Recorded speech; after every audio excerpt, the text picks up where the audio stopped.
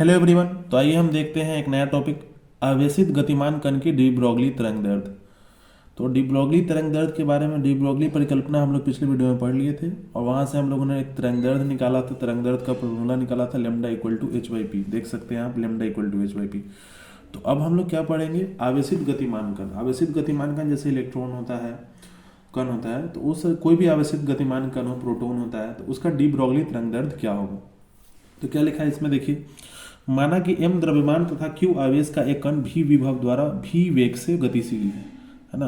तो आप इसमें देख सकते हैं दो ठो v है। ये है v जो विभव को दिखाता है, बड़ा v, और ये जो छोटा वाला v है इस क्या दिखा रहा है, वेग को दिखा रहा है।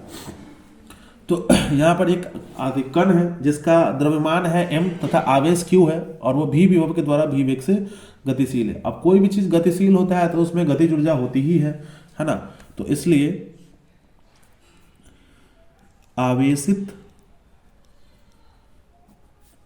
कण की गतिज ऊर्जा, तो गतिज ऊर्जा कितनी हो जाएगी, 1/2। द्रव्यमान m है और वेलोसिटी v है तो v स्क्वायर हो जाएगा। ये आप समझ गए। अब देखिए, अगर कोई चीज गति कर रहा है तो कार्य भी करेगा, ठीक है। तो आवेशित कण द्वारा किया गया कार्य, तो कार्य कितना करेगा, तो कार्य करेगा क्यू भी। कैसे जानते हैं, तो v बराबर हम लोग जानते हैं W बाई क्यू होता है ना। तो q इधर आके गुना हो जाएगा तो W और क्यू भी होगा, तो ये हम सभी जानते ही हैं। तो कार्य होगा क्यू भी, इसको 2 मान लेते हैं। अब हम इतना तो जरूर जानते हैं कि जितना ऊर्जा होगा उतना ही कार्य होगा, चाहे जितना कार्य होगा उतना ही ऊर्जा होगा। तो यह गतिज ऊर्जा और यह कार्य दोनों क्या होगा, बराबर होगा। तो यहां से हम लोग लिख लेंगे समीकरण 1 तथा 2 से, समीकरण 1 तथा 2 से क्या होगा, 1/2 mv square equal to q भी हो जाएगा। अब देखिए, यहां से हम लोग क्या कर सकते हैं, तो 1/2 mv स्क्वायर क्यू भी है, 2 इधर जाके गुना हो जाएगा तो हमारे पास आ जाएगा, और v स्क्वायर, तो v स्क्वायर इक्वल टू कितना हो जाएगा, 2qv/m हो जाएगा, या फिर v इक्वल टू क्या हो जाएगा, √2qv/m हो जाएगा। इतना आप लोग को समझ में आ गया। अब हम लोग को क्या करना है कि इस v का मान हम लोग को कहाँ डालना है, तो हम लोग को डालना है जो तरंग दैर्ध्य हम लोग को पहले से मालूम है उसमें। तो क्या मालूम है, lambda equal to h by p. तो हम लोग लिखेंगे, हम जानते हैं कि जो लेमडा होता है वो होता है एच बाई पी, यानी कि एच बाई क्या होता है, एम भी होता है। अब इसमें देखिए, लेमडा इक्वल टू क्या हो जाएगा, एच की जगह एच ही रहेगा, एम की जगह एम रहेगा, और इस भी की जगह पे, वेलोसिटी की जगह पे, वेग की जगह पे क्या आ जाएगा, 2q∗v/m। अब ये m अगर अंदर जाता है तो ये m स्क्वायर हो जाएगा। क्या हो जाएगा, क्योंकि रूट के बाहर m है तो रूट के अंदर जाएगा तो क्या हो जाएगा, m स्क्वायर। तो आइए देखते हैं, lambda equal to h/√2qv/m square. अब बटा में क्या आएगा, m, तो m से स्क्वायर कट जाएगा। तो आप देख सकते हैं कि इसमें क्या आएगा इधर, तो इधर हम लोग देख लेते हैं, थोड़ा सा जगह इधर आ जाएगा, लेमडा इक्वल टू h/2qv/m, और ये रूट में होगा। तो ये एक फॉर्मूला हमें प्राप्त हो गया है ना। इससे आप देख सकते हैं कि एक फॉर्मूला हमें प्राप्त हो गया है लेमडा का, यह लेमडा का फॉर्मूला प्राप्त हो गया, यानी कि ये लेमडा क्या है, तरंग दैर्ध्य है। और तरंग दैर्ध्य किसका है, तो m द्रव्यमान वाले तथा q आवेश वाले कोई कण है उसका तरंग दैर्ध्य का ये फॉर्मूला है। तो यह m द्रव्यमान तथा q आवेश वाले गतिशील कण का तरंग दैर्ध्य है। अब इसी में हम लोग एक चीज कर सकते हैं, तो ये आपने देखा क्या, इसमें क्या एक चीज कर सकते हैं, तो ये देख लिया आप लोगों ने कि m द्रव्यमान तथा q आवेश वाले गतिशील कण का तरंग दैर्ध्य आप निकाल लिए, lambda equal to h/q m v।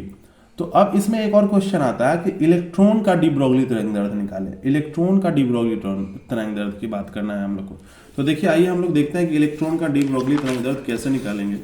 तो यहाँ पे लिखा हुआ इलेक्ट्रॉन से बद्ध डी ब्रोगली तरंग दैर्ध्य, यानी कि de Broglie wavelength of an electron.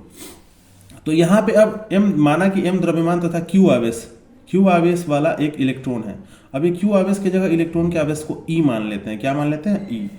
e आवेश वाला एक इलेक्ट्रॉन है। आप देख सकते हैं कि m द्रव्यमान तथा e आवेश वाला एक इलेक्ट्रॉन है जो v वोल्ट के विभवांतर द्वारा, अब उसमें भी विभवांतर कितने का? v वोल्ट का। और वेग क्या है इलेक्ट्रॉन का? v वेग से। तो यहाँ हम लिख सकते हैं कि हम जानते